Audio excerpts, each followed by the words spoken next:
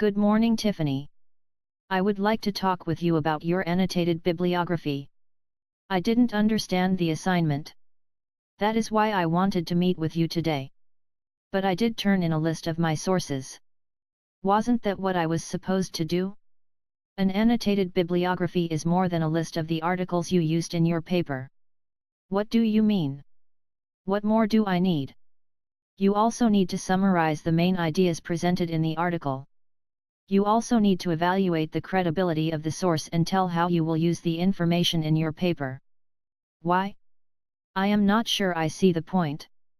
The annotated bibliography will help you in several ways. First of all, you will be summarizing the main ideas of each article by putting the information into your own words. Then you will use this information in your paper. This will save you time when you start drafting the paper. Does that make sense? I usually just start writing the paper.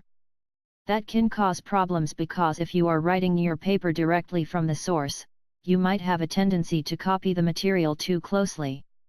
By summarizing it first, you have already internalized the material and you do not need to worry about plagiarism. I usually just cut and paste and then change a few words to make it sound like me. And how has this worked for you in the past? Not too good, actually. The problem with the cut and paste method is that you end up using too much of the original source material. When you paraphrase, you cannot use any of the original vocabulary or sentence structure, so by changing just a few words, you will find that your Turnitin score will be high. Okay. I think I get that. What else should I know?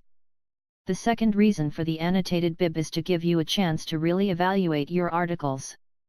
You don't want to use articles that are not well researched by respected authors. You must support why you chose the article in your evaluation. You also need to tell where you will use this article in the paper. Why? Because you do not want to have 3 articles all saying the same information.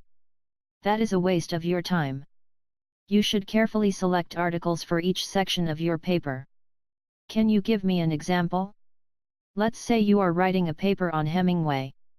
The first part is supposed to focus on his life, the second part on his works, and the third part on the critical reviews of his works. Okay. That's kinda what we did for the last assignment. Right? Exactly.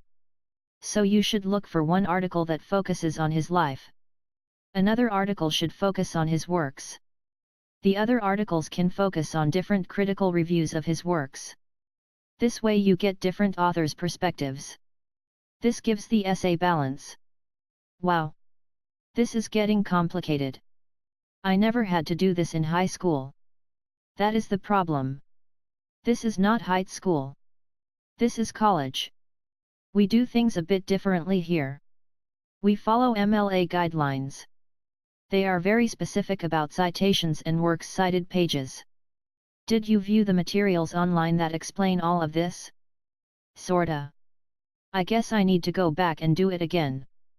The library also has some good videos on how to conduct your research. The annotated bib is an important part of the process. Okay. I will do it over. That is a good idea. Resubmit it to me next class with the proper citations, the summaries, and the evaluations. Wow! I know what I will be doing all weekend. You will find that this is a good use of your time. Now get to work. Okay. See you next week.